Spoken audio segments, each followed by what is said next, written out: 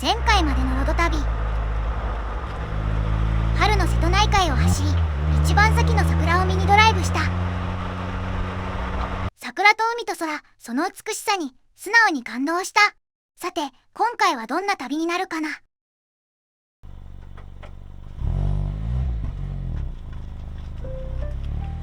ここは広島県呉市安浦、瀬戸内海に面した小さな町なのだ。広島でも珍しい河津桜が見られる場所。次に向かうのも桜ポイントなのだ。大芝島、東広島市に属する1周 5km ほどの小さな島なのだ。橋でつながっているので、このままロードスターで渡っていけるのだ。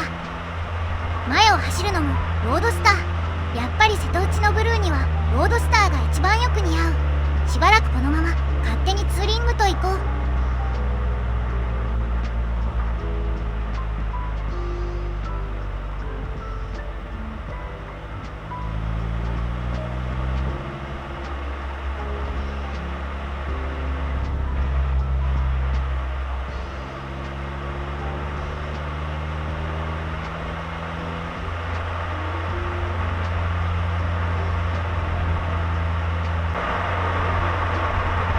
そろそろここでロードスターとはお別れ。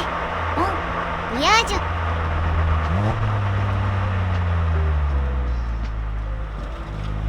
大芝島はとても狭いので、車より徒歩で回るのもありなのだ。右手には観光客向けの小さな駐車スポットもある。ここに止めてウォーキングすれば日頃の運動不足も解消されるのだ。左右を見てくれ、海なのである。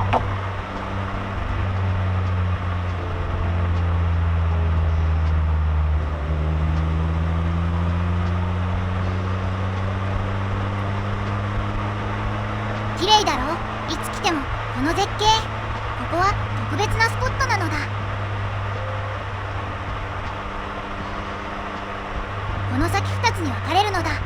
左に行くととても狭い道、まっすぐ行くとそこそこ狭い道。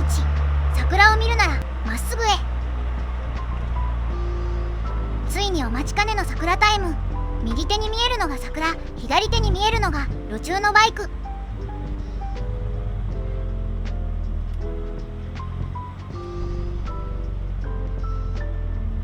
ウォーキングをおすすめする理由、分かってもらえたかな。駐車するスペースなどないのだ。今日は人が多いので、車窓からの風景だけを楽しんでいってね。河津桜は2週間以上楽しめるので、慌ててくる必要はなし。平日に休暇を取ってくるのがおすすめなのだ。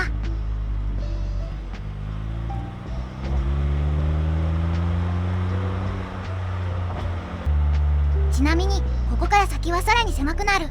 運転に自信がなければ諦めることも大事なのだ。自称大日本狭い道協会会長としてはどんどん進んでいくのだ。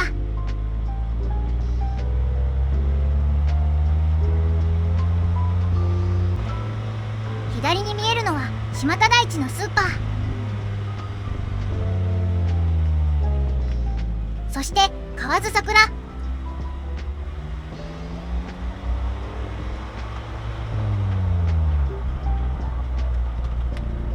よし、ここで少し買い物タイムにしよう。みかんの島、大芝島、無人販売所が多いのだ。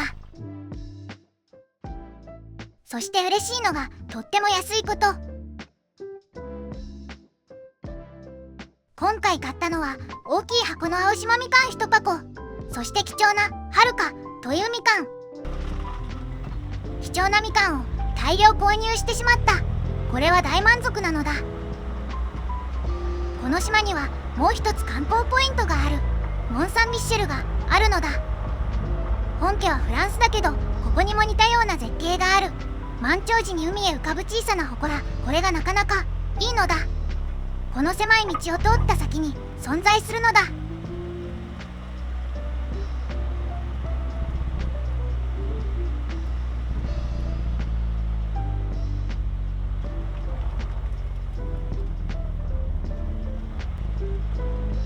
右側にあった。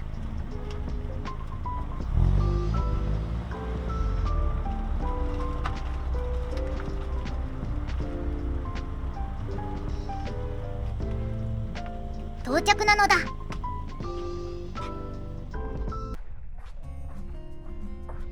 今日は完全に干潮、しっかり道が現れているのだ。満潮の時にはこの道は海の底に沈み、目の前の小さな山は島となる。本家よりはちょっと小さいけどね。山頂までは28秒ほどの予定。見た目の足場は悪そうだ。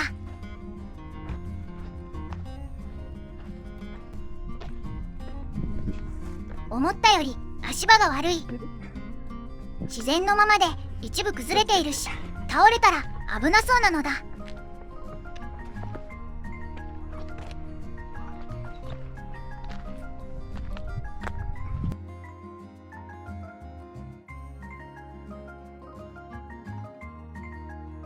頂上からの眺めは控えめに言っても最高。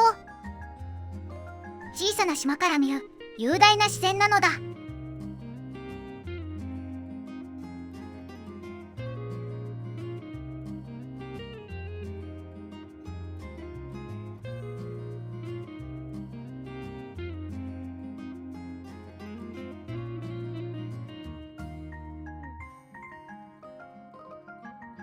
さて、ここからは島を一周してみよう。干潮じゃないとできない特別な島一周なのだ。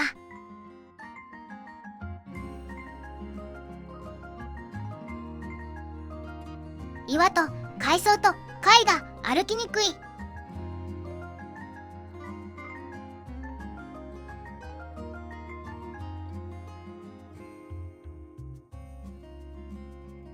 実はこの瀬戸内海、19世紀にやってきた西洋人たちが次々と絶賛した場所でもある。ドイツの博物学者シーボルトも地理学者リヒトホーフェン男爵も世界でも特筆すべき美しさと記録に残しているのだ。200年経ってもこの景色は変わらない。次の日本旅行、東京だけじゃなくて広島に来てみるのはいかがでしょう。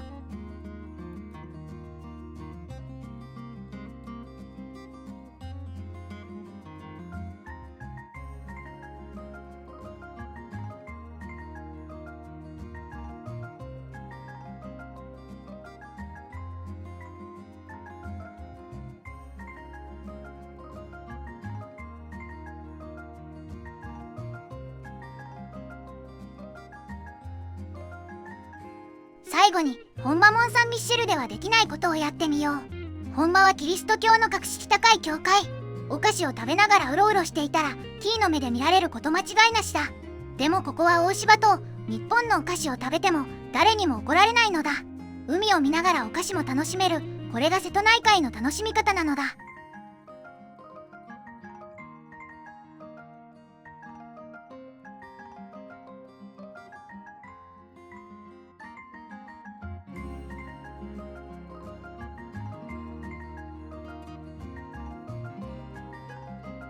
今回は瀬戸内海の桜をお届けしたのだ。桜ドライブはまだまだ続くのでお楽しみに。最後にチャンネル登録と高評価忘れずによろしくなのだ。それではまた次の旅で。